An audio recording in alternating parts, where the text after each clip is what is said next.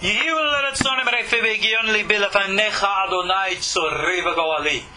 the words of my mouth and thoughts of my heart be acceptable before you, O God, my rock and my redeemer. Shalom all, and welcome. I'm your host, Ariel Bartzidoki. Find me online at koshertorah.com. I've titled this course, An Orthodox Rabbi Reads the Christian Bible. My purpose and intent in teaching this course is simple. I want to be able to explain why Torah Judaism and Torah faithful Jews do not and will not accept or embrace the teachings of the Christian religion. I have no intentions or desire in this course to attack the religion of Christianity. I'm not here to challenge or critique those who embrace the Christian faith. I'm not here to talk about Christianity at all. Even though due to the nature of this material, I am sure that I will not be able to avoid the topic entirely. Nevertheless, I am here to look at the Christian Bible from an entirely Torah point of view. I begin with certain premises. I do not deny the existence of an historical Yeshu, be he be called Yeshua or what. For Torah faithful Jews, Yeshu was not, is not, and can never be the Messiah of Israel. For Torah faithful Jews, Yeshu was not, is not, and can never be God, or even a son of God, any more than any other human being of flesh and blood.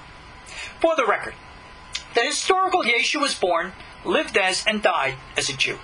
He and his original followers were all Jews who, like him, were born, lived as, and died as Jews.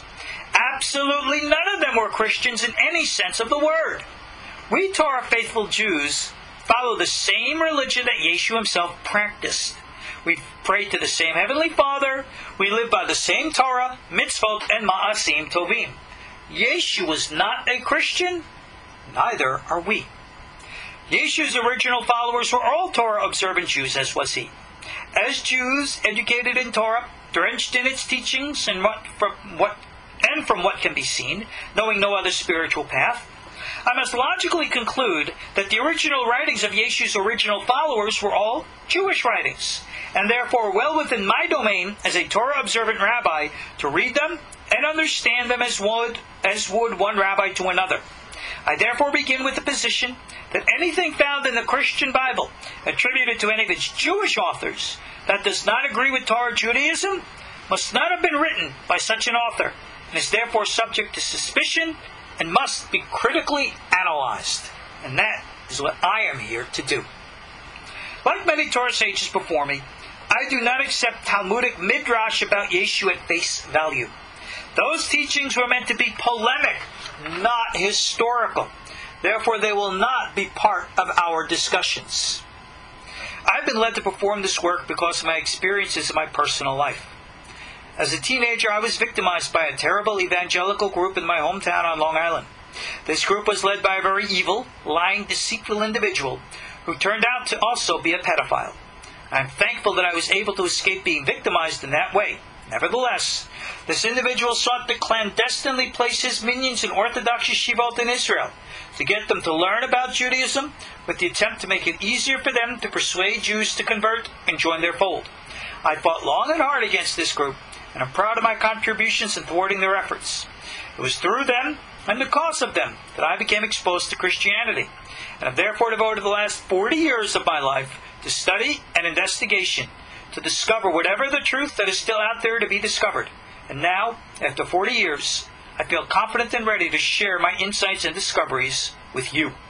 And so again I reiterate, I am not here to attack our God-fearing, Bible-believing Christian neighbors. I hold them in the highest esteem and respect. I'm here to explain to you, to them, and all willing to listen, what we Torah faithful Jews see when we read the Christian Bible, and why we see what we do. And now, let us proceed with tonight's lesson. Alrighty all.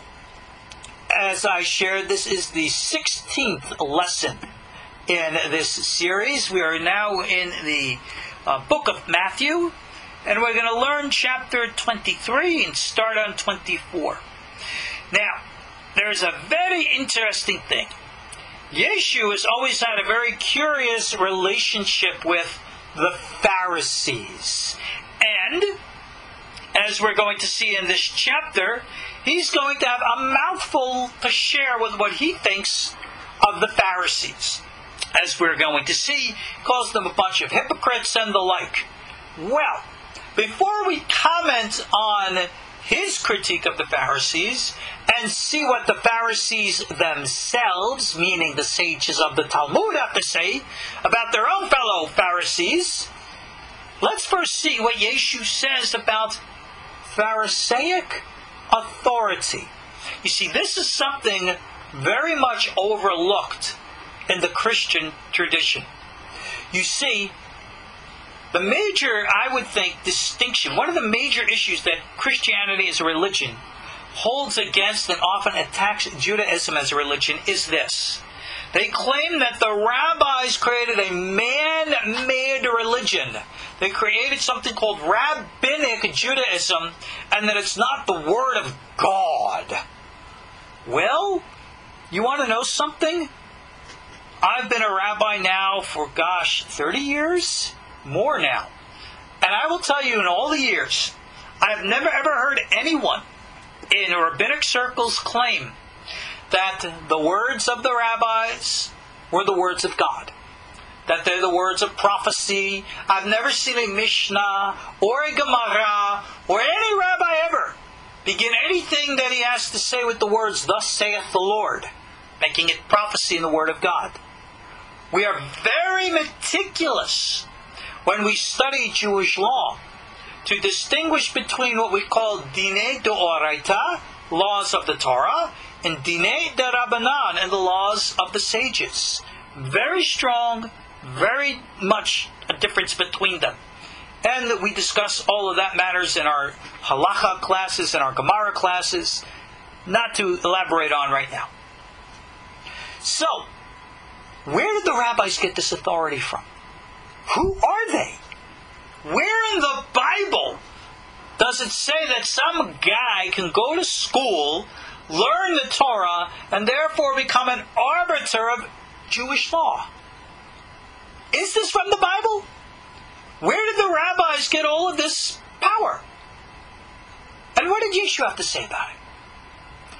I believe your rank and file Christian would say Yeshu, like everyday modern Christians today, would say the rabbis, Pharisees have no authority, no power, no right whatsoever to have made all their laws.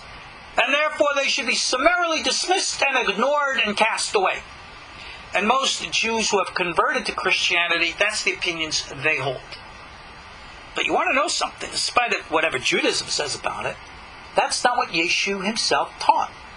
Now, for those followers of Christianity, I assume that they listen to what Yeshu said. And Yeshu says this right at the beginning of chapter 23. Before he goes into his discussion and critique of the hypocrisy of the Pharisee, Yeshu makes a very declarative statement about their authority. Listen here, chapter 23. It says, Yeshu spoke to the multitudes and to his disciples. Apparently he's making a public statement. This is not one of those secret little things in private. This is public. And he states, think of him, if it was modern times, he'd be on the loudspeaker, saying, the scribes and the Pharisees sit in Moses' seat. I assume that means they have the authority. Well, listen to what he says. Verse 3. And all therefore whatsoever they bid you observe, that observe and do. Dramatic pause before he now starts to discuss the hypocrisy. What did he just say here? He says the Pharisees have the authority of Moses. They have the authority of law. They have the authority of D'Oraita. And therefore you are obligated to follow what they say. Now again, I ask, where does this authority come from? I will tell you this, certainly the rabbis can't make it up for themselves. No one can come and declare himself to be an authority. I am an authority, you have to listen to me. That doesn't mean anything, that means nothing. So then where did it come from? Well, where is the source of any and all Torah authority? Obviously the Bible itself. So let me read to you now the source of rabbinic authority from the Bible, the words of Moses, Deuteronomy chapter 17, verses 8 through 12. If a matter eludes you in judgment between blood and blood, judgment and judgment, legion and legion, words of dispute in your cities, you shall rise up and go to the place that the Lord your God chooses. And you shall come to the Levitic priests and the judge who will be in those days. In other words, not just Levitic priests, not just to the temple, but to the judge who will be in those days. And you shall inquire, and they will tell you the words of judgment. And you shall do according to the word they tell you, from the place the Lord will choose, and you will observe to do according to all they instruct you. According to the law they instruct you, and according to the judgment they shall say to you, you shall do. You shall not divert from the word they tell you, either to right or left. And the man who acts intentionally, not obeying the Kohen priest, who stands to serve the Lord your God, or to the judge, that man shall die, and shall abolish evil from Israel. There's your source of rabbinic authority. Whenever there be a question of judgment, a question of law, you go to the judge. Now, the scope of a rabbi is supposed to be that he is a qualified judge of Jewish law. I'm not interested if he's a storyteller or he's a this or that. A rabbi is meant to be what we call in Hebrew a posek. He knows the law. That is amount of learning. It's reviewed by testing.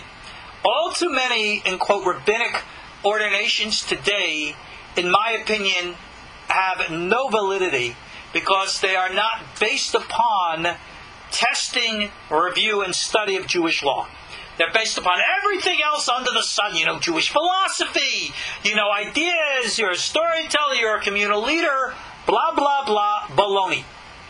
If you are not a Yoreh, or a Yadin, in my opinion, that's not a rabbi. And that means that you're qualified to discuss and decide matters of law. The Pharisees sit in Moses' seat, and what they say, you do. Those are the words of Yeshu. I don't see anywhere where he changed his mind. I don't see anywhere how, if you will, after a resurrection and anything else, all that changed. This is what he says. Okay, those are kosher words. And they're Jewish words. And they validate Jewish authority. And that is something, especially for the Jewish converts to Christianity, is something that they have to take into consideration for their own lives. But we're not here to discuss them. Now Yeshu is going to open up with his views on the Pharisees. After he establishes their authority, our text continues and says, "But do ye not after their works, for they say and do not." Or in other words, don't be a hypocrite. Now, is hypocrisy a problem in religion today? It certainly is a problem in Judaism. It certainly is a problem in Christianity. I know many will say it's certainly a problem in Islam.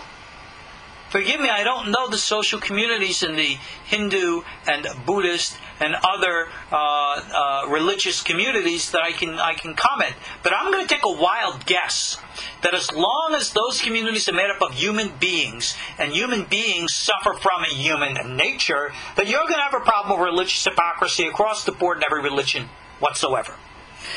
Yeshu is addressing that issue in his day. And he states, "For they find heavy burdens and grievous to be borne, and lay them on men's shoulders, but they themselves do not move them with one of their fingers."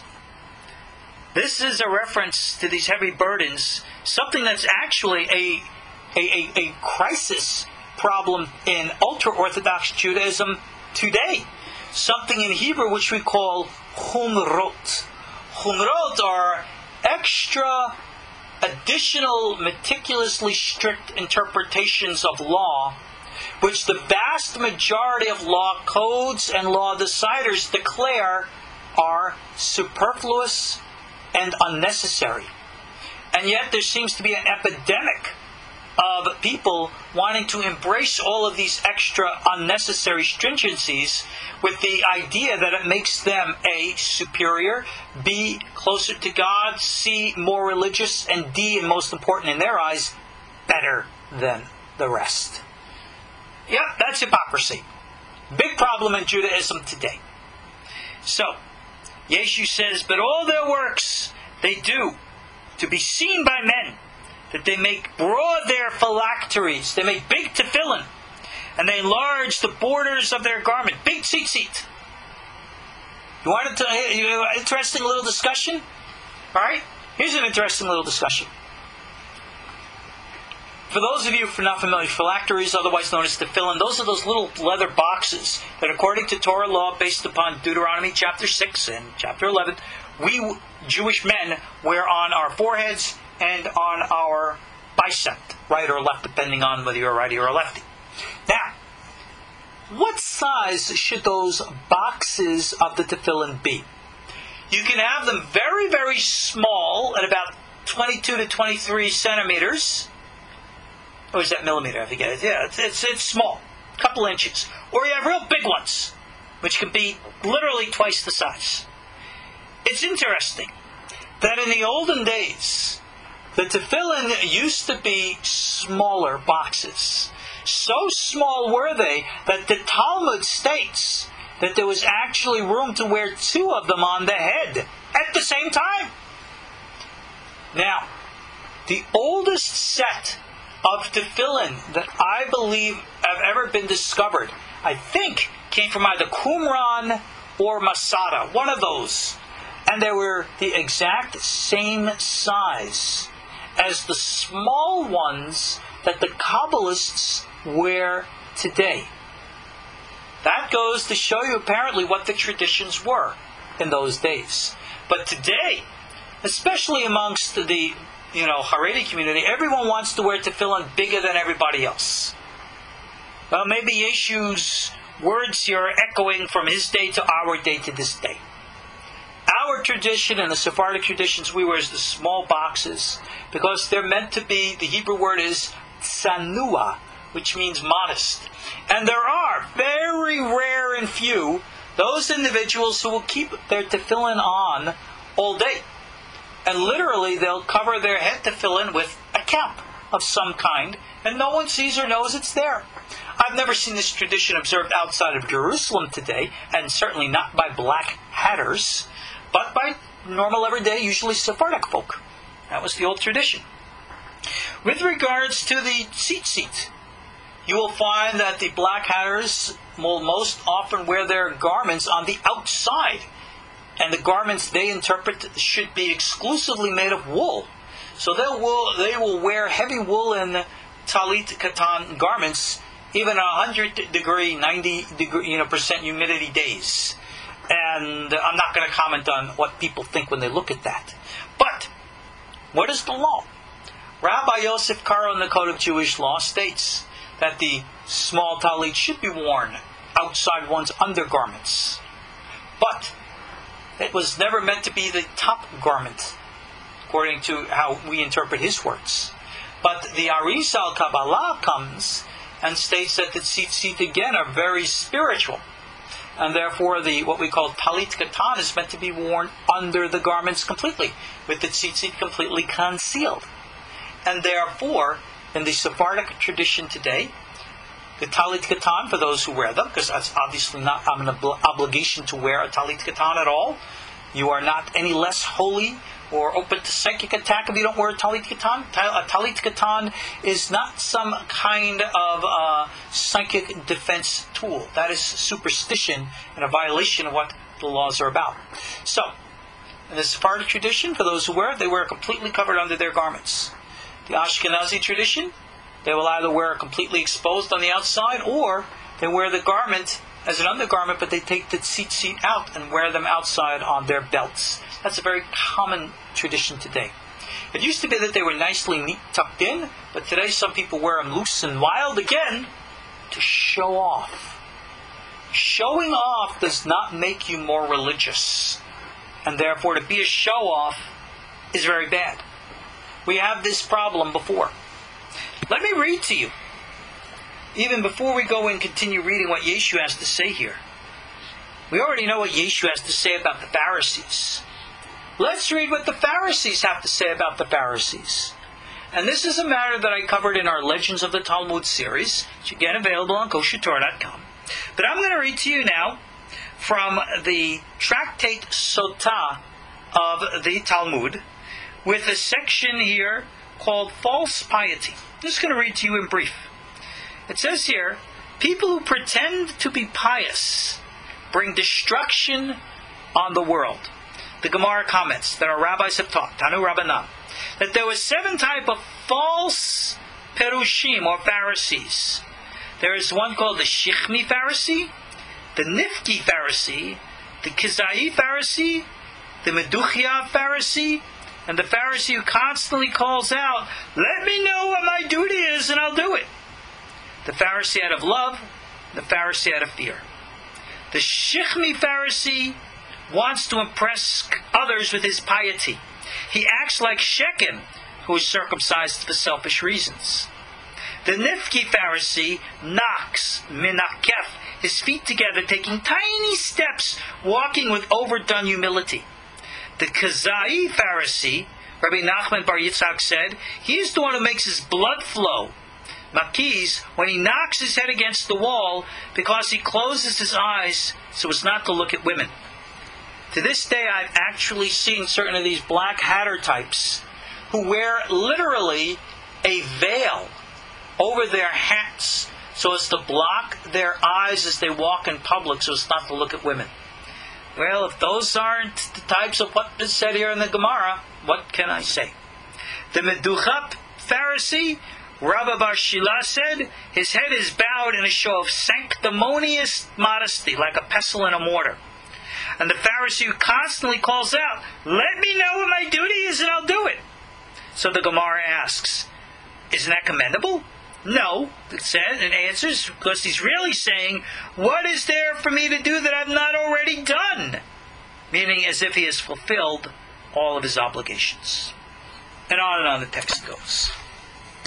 So you see, to put Yeshu's condemnations in a context, maybe he had a point. Maybe rabbis today have that same point. So for those who want to come and look to Yeshu's words, let's analyze them historically. And let's continue. He says, these Pharisees, they love the uppermost rooms at feasts, the chief seats in the synagogues, and greetings in the market to be called Rabbi, Rabbi. And he says, but be not called Rabbi, for one is your master. It says here, even Christ. I can't believe that was the original words Matthew put in, because it makes absolutely no context, no sense whatsoever in the original context. I think that's a later addition that somebody put in there. Alright? And dear old brethren. So what is Yeshu saying? Don't call anybody Rabbi? Okay. And he says, and call no man your father upon the earth, for one is your Father which is in heaven. I shouldn't call my dad Abba? Really? Is that what it meant? Well, what I think he's getting at here is that ultimately he's saying, don't be confused by titles of respect. I see people who get so caught up in their titles. I am this rabbi, I am that rabbi. You know something, a title is just a word. It means nothing. I have seen rabbis who have credentials, who, as far as I'm concerned, their credentials aren't worth toilet paper to, do what with. Bottom line is, anybody can get credentials today. That doesn't mean that you truly have acquired the wisdom, the nuance, the ability to truly understand the Torah and to flow in its path. That's why not everybody who's called a rabbi, in my opinion, deserves the title. But, what can I say? Titles don't mean anything. If somebody's a rabbi, we respectfully call them by their title as a sign of respect. We're not out to fight and argue and challenge everybody, but we must remember yet who is who and what is what. So Yeshu says, neither be ye called masters, for one is your master. And again, it says here, even Christ. I can't believe that that's Yeshu's words or even Matthew's words, because it makes no sense within the context of what's being taught here. And he says, but he that is greatest among you shall be your servant. And whoever shall exalt himself shall be abased, and he that is humble himself shall be exalted. Now that's good old rabbinic teaching. But yet at the same time, one who is a judge is obligated to act in an appropriately respectful manner, and people are obligated by Torah law to respect them. So, for example, if you have a rabbi or one who is your, communal leader, an example, that when he walks into the room, you stand in his presence. And when he sits, you sit. And this is commonly acceptable to this day in all yeshivot around the world that I know of. So if you were, for example, in the classroom, and the rabbi walks in, all the students are supposed to stand up at the side of their desks and wait for the rabbi to sit before they sit. And that's just common, appropriate courtesy. You don't go around treating the rabbi as your buddy, patting him on the back and like, unless, of course, that's the nature of your relationship. But now, moving right along. Yeshu is now going to give his own description of the Pharisees. And he says, woe unto you, scribes and Pharisees, hypocrites! For you shut up the kingdom of heaven against men. For you neither go to yourselves, neither suffer ye them that are entering to go in. I think what he's getting at here is what he echoed before, which again is a problem in Judaism today, about the overstringencies. You see, the rabbis in Talmudic times argued intensely not to impose burdens upon people that the community, as a rule, cannot handle. That's actually a rabbinic law. We do not ordain a practice or anything that the community cannot handle. So, this was an issue.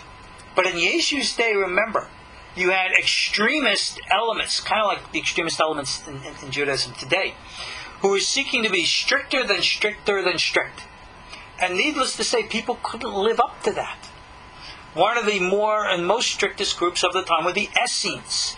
They went and created for themselves a code of law which so isolated themselves that eventually they died out. They couldn't handle living in the real world. Don't go around romanticizing the Essenes as these big super spiritual people. I'm not so sure they were at all. Did they know the secrets of the Torah and stuff? Yeah, they did. A lot of people did. So what? Woe to you, scribes and Pharisees, hypocrites! You devour widows' houses. For a pretense you make long prayer. Therefore you shall receive great damnation. I don't know what he's getting at with the widows' houses. But I will tell you this. With regards to adjudicating laws of finances, which we call Dinei Maimonot, the Torah makes it very clear that law is supposed to be applied honestly and righteously without giving credence to either the rich or the poor. And therefore, if you are poor but the law goes against you, sorry, but that's the way it is. And granted, rabbis will indeed try to bend over backwards to make everything as best as they can, but sometimes that just doesn't work, and the law has to be executed accordingly. And if that's the case, what can you do? That's being faithful to God. So, I don't know if that's what Yeshu was talking about, but those people who want to make long prayers to try to show themselves to be so meticulous, whereas at the same time not caring about others, and I unfortunately know those rabbis who are like that, what can I say? Woe to you, scribes, Pharisees, hypocrites! You compass sea and land to make one proselyte. When he is made, you make him twofold more a child of hell than yourselves. I think that's more of a metaphorical teaching. But I've seen certain what we call Baalei Teshuvah, people who were secular and became religious, these are the ones who often become the most extreme in their observances. I don't know what on earth they're trying to prove, but they try to become even more religious than people who've been born and raised religious all their lives. Sometimes to a ridiculous level of extremisms. This is a danger. Woe to you, blind guides, who shall swear by the temple, it's nothing. But whoever shall swear by the gold of the temple is a debtor. Now hold on a second. Ye fools are blind. For which is greater, the gold or the temple that sanctifies the gold? Now hold on a second, Yeshu. And whosoever shall swear by the altar, it is nothing. But who shall swear by the gift that is upon it, he is guilty. Yeah, so? O ye fools are and blind, which is greater, the gift or the altar that sanctifies the gift? Whosoever shall swear by the altar sweareth by it, and by all things thereon. And who shall swear by the temple sweareth by it, and by him that dwelleth therein. And he that shall swear by heaven sweareth by the throne of God, by him that sitteth thereon. Yeah, but what does that have to do with anything, Yeshu? First of all, let's put swearing in a context. Again, I am suspect who actually wrote this text, because this text shows what I suspect to be a subtle ignorance and lack of understanding of Jewish law. Now, would Matthew have known this Jewish law? I think so. Would anybody rewriting Matthew centuries later, from a non-Jewish point, know it? I guess not. Let's explain the laws of vows. What is a vow? When you wish to make a devotion, a dedication to God, I wish to donate to the Lord such and such a thing.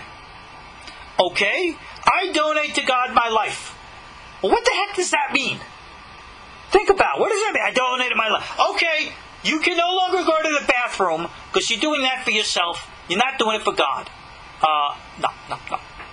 Literally, if you donated yourself to God, what it meant was you would go to the temple, and the value of you would be ascertained if you were sold as a slave.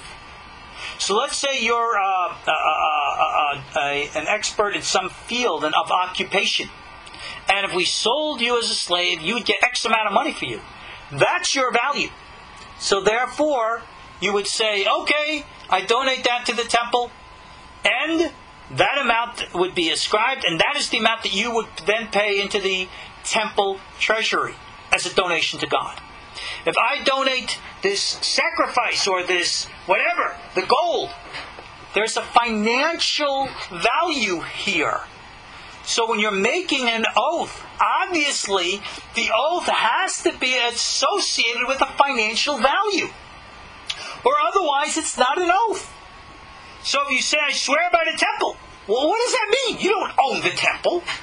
You can't buy the temple and pay for the temple. So I look at this juxtaposition of Yeshu's words here, and I really question this argument, because this is not something that the historical Yeshu would have said. He would have known better.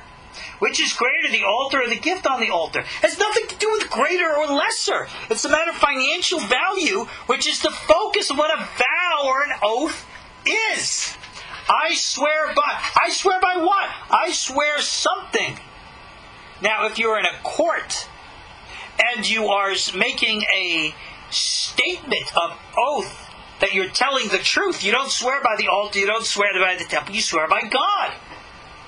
But when you're swearing by the altar, you're swearing by the temple, or by gold, or by the gift, that's how I recognize this. You're making a financial donation to the temple. So, for example, let's say I call up you, my supporters, and I say, I need you to make a donation to koshertorah.com. And you say, Rabbi, I will devote to you, I promise, I pledge to you the temple. Well, what the heck am I going to do with the temple? But if you say to me, Rabbi, I pledge to you the value of 2 goats and a sheep that would be offered in the temple. Now I can go out and find the value of about 2 goats and a sheep. And I can say, well, goats are going today at X amount of hundreds of dollars. The sheep, was it male or female? Female, okay, that's worth such and such. So that comes to about $450. That's the amount that you would have to donate to our cause, and thank you very much for your support. That is how you do it. What is Yeshu getting at here? Again, anybody with a semblance of knowledge of the Torah. Yeshu just said that the sages had the authority. When we've seen throughout Matthew, Yeshu is interacting with the Pharisees like a fellow Pharisee. He's debating with them in complete Pharisaic, Mishnaic form. Apparently, he knew Torah. Whether or not he was an ordained rabbi or not, who knows? We don't have any historical record to say one way or another. But apparently he had knowledge. So I will assume that if he has knowledge, he would know the knowledge of the laws of vows, Shavuot, from the temple. And that's why I question the nature of this section here. Scratching my head saying, wait, something just doesn't sound right. The historical Yeshu, even though he might have used such a point as a point of ethics or morals, and in other words, trying to make a point in what we call in Hebrew today musar, moralistic teaching, still the juxtaposition of things just doesn't sound right. And I suspect, remember I say in my introduction, I'm suspicious about things that don't sound properly Jewish from a Jewish author. This is one of those things. I don't have an answer. I don't know if an answer exists. But I can just say when looking at it, it just doesn't fit right. Moving right along. Woe to you, scribes and Pharisees, hypocrites! You pay tithe of mint and anise and cumin, and have omitted the weightier matters of law, judgment, mercy, faith. These ought ye have done, but not leave the others undone. Now, this is actually a very curious echo of a teaching in Pirkei Avot. In Pirkei Avot, the sayings of our fathers, the sages have said, do not underestimate the importance of what's called a small mitzvah as compared to a larger mitzvah. And always weigh the value of reward versus punishment. So here, Yeshu is referring to the specific types of defining tithes and things like that. Again, going back to the vows of at the altar. So you see that there is a connection between the two, speaking about temple tithing. And yet, he says judgment, mercy, faith. This is always an issue in religion. In Judaism, the laws are divided into 2 separate sections.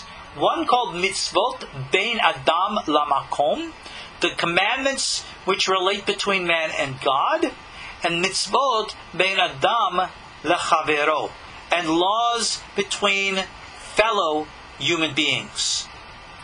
Which are more important? That's a trick question, because the answer is they're obviously equally important.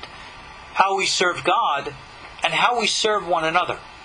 But unfortunately, when religious hypocrisy comes and rears its disgusting face, people try to overemphasize the laws between man and God to try to show how close they are to God, and at the same time, for whatever bizarre reason, show a glaring disregard for the laws between humanity, between fellow human beings. It is a major problem in the religious circles today that people become more and more religious, and they treat others who are less religious or not of their groups with total disrespect. That is terrible. And Yeshu's next words are, ye blind guides. Notice he does call them guides, who strain out a gnat but swallow a camel. You want to know something? You got to tell the truth. And what Yeshu said then is true today. You got a problem with religious hypocrisy today. So, again, you have to admit our faults. Woe to you, scribes, Pharisees, hypocrites! You may clean the outside of the cup and the platter, but within they are full of extortion and excess. Thou blind Pharisee, clean first that which is within the cup and platter, then the outside may be clean also. That echoes again the words of the sayings of our sages, the words of Rabbi Meir, where he says, don't judge a wine I should say, don't judge a bottle by its outside, but always look on the inside. Because that's the way it is. Matter of fact, one of the great leaders of Judaism, Rabbi Shimon ben Gamliel, he had a rule in whom he would allow to study in the yeshiva. The rule was that any student to enter into his yeshiva had to be of high moral caliber.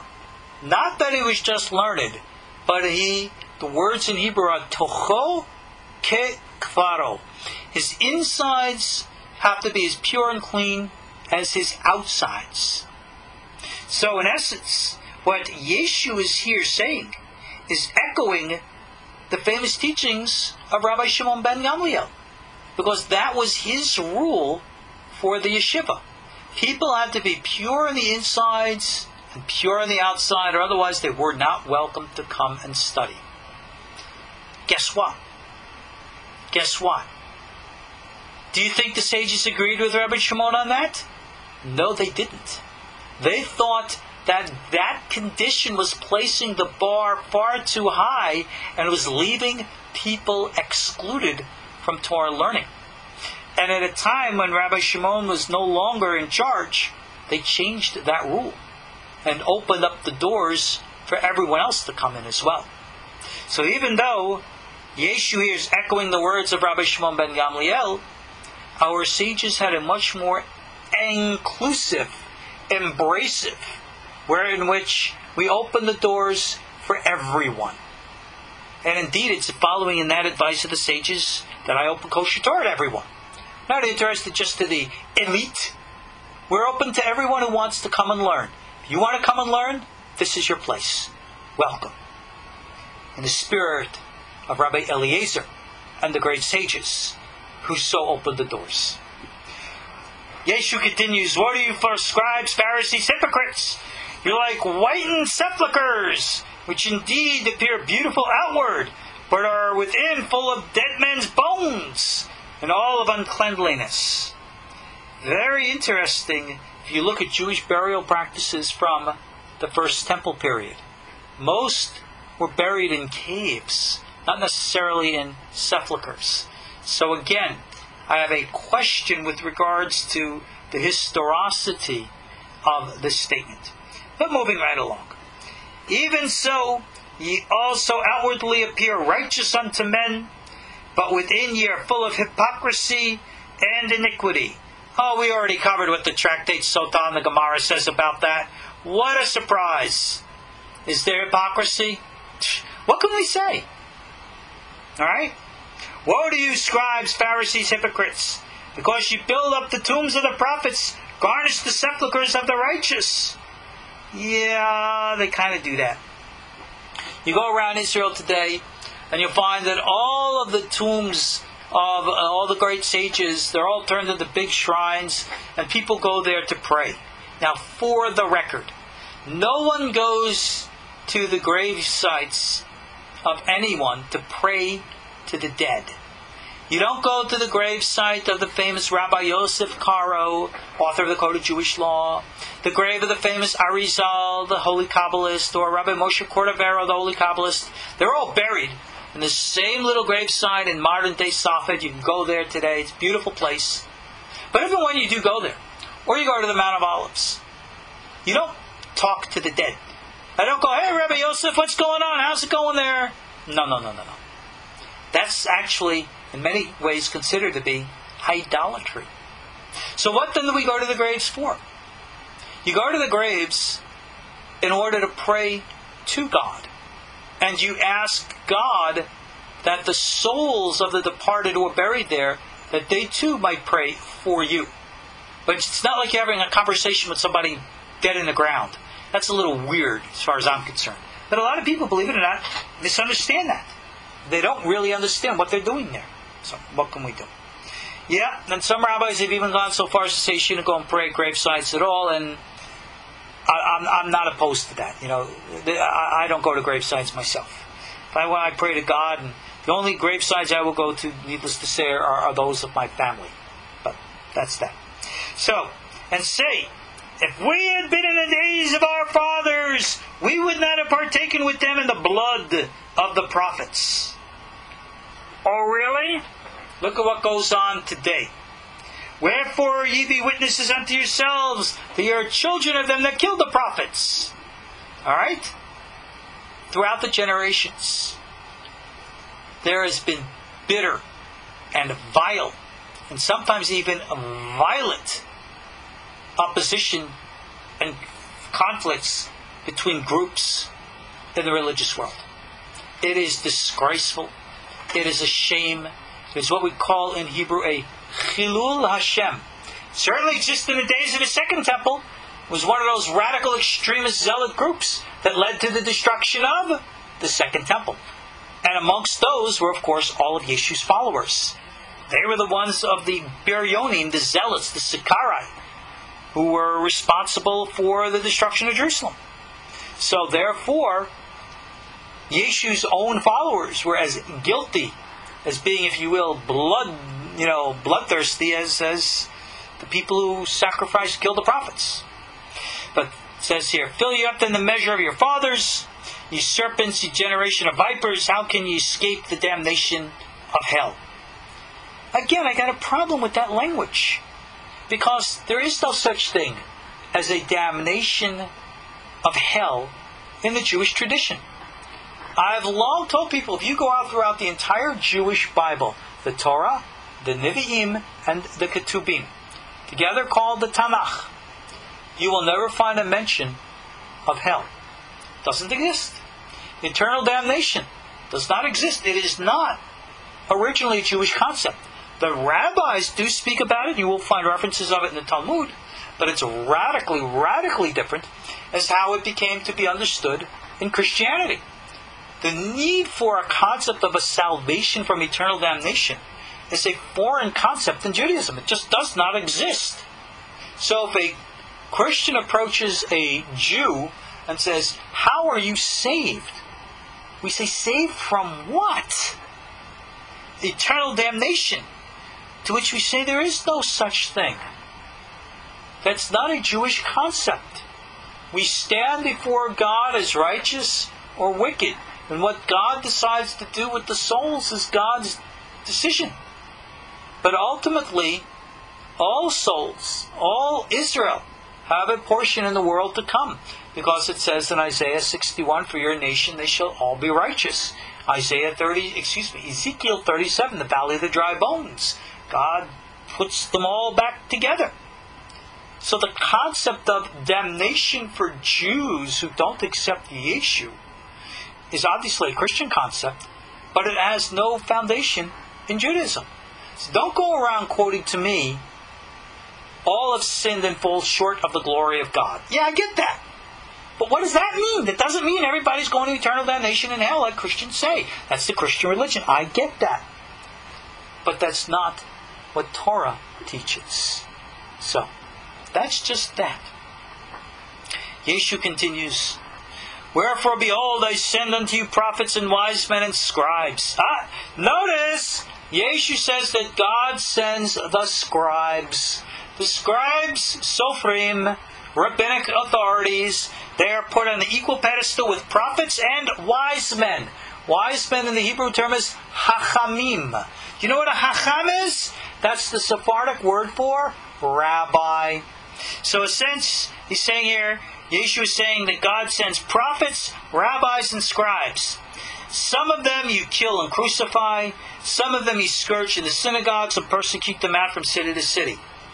You should study your history, that when certain leaders of the Hasmonean family took over the monarchy, they turned to the sages of Israel, the Pharisees, who said, you guys are Kohanes, you shouldn't be in the position of kings, which is of the house of David.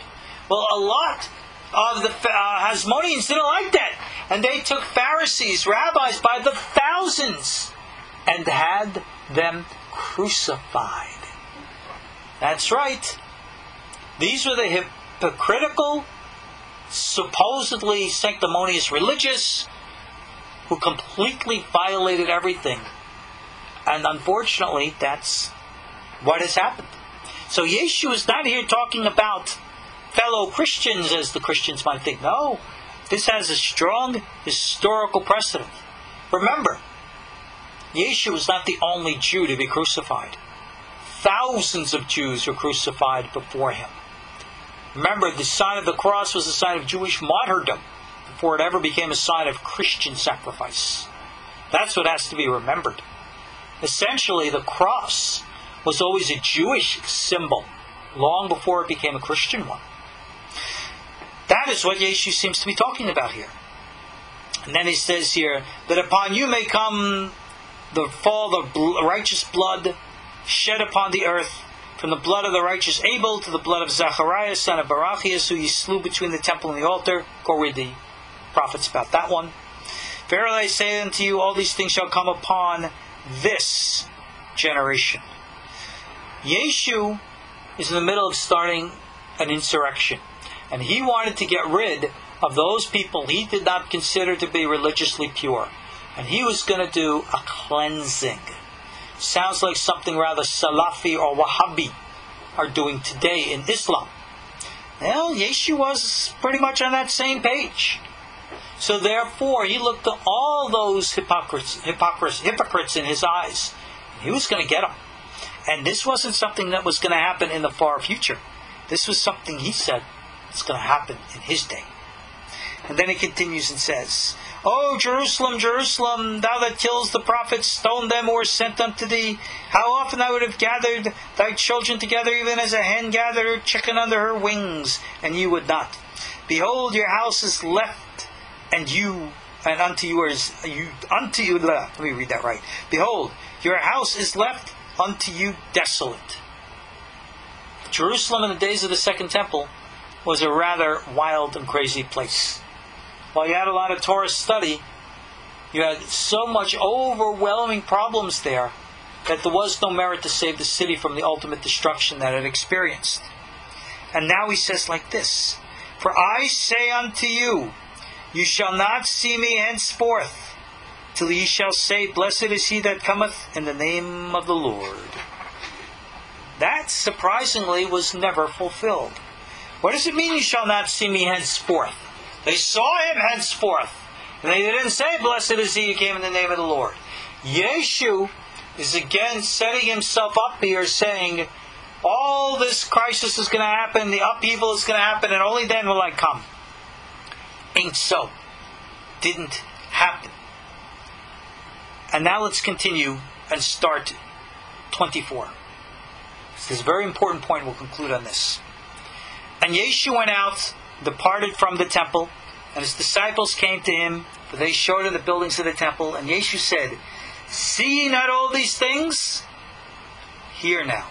Verily I say unto you, there shall not be left here one stone upon another that shall not be thrown down. These words never happened. Or in other words, if Yeshu had said these words in the name of God, thus saith the Lord, and thus elevated to a point of prophecy, he would have, by these words, become a false prophet. You see, what Yeshu said here was not fulfilled. And the proof of it stands in Jerusalem to this very day. And I'm speaking, of course, of the western wall of the Kotel in Jerusalem. Now some might say, well, that was only the outside retaining wall of the temple. It wasn't the temple itself. Yeah, well, if you read these words later in Mark and in Luke, there are different versions which say the temple and its surrounding buildings. Some say all of Jerusalem. In essence, what Yeshu said didn't happen. And we have the standing proof of that in Jerusalem to this very day. So when a Christian wants to come and say to you, believe in Yeshu, you say to them, how can I? Matthew 24 verse 2 proves that God was with Israel, and the wall stands as eternal testament that God is still with the remnant, because there are stones still one on top of another to this very day. And then it says here, as he sat upon the Mount of Olives, the disciples came to him privately and they said, tell us, When shall these things be?